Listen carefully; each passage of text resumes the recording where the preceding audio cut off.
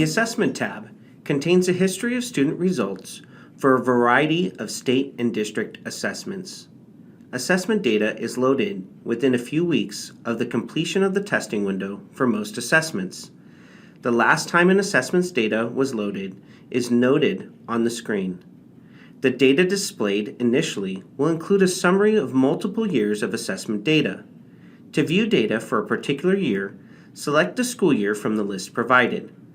You can also select other assessment criteria.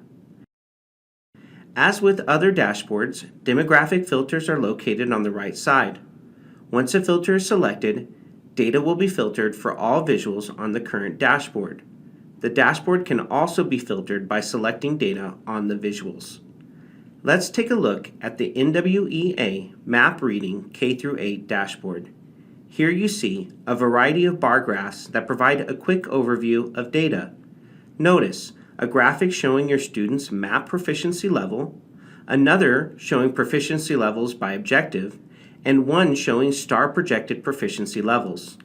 As you hover over the bar graph, you will see a pop-up reporting the student count, and you can drill through to a student list. Let's drill through to see a list of students that are projected to not meet standard. In this drill through report, you will see a student list that includes their assessment data and demographics. This report, as others, can be exported as a PDF or Excel file. As you explore other assessments, you will have access to similar visuals, student data, and reporting capabilities. Now that you have learned all that is available here, visit this tab regularly to analyze and monitor assessment results.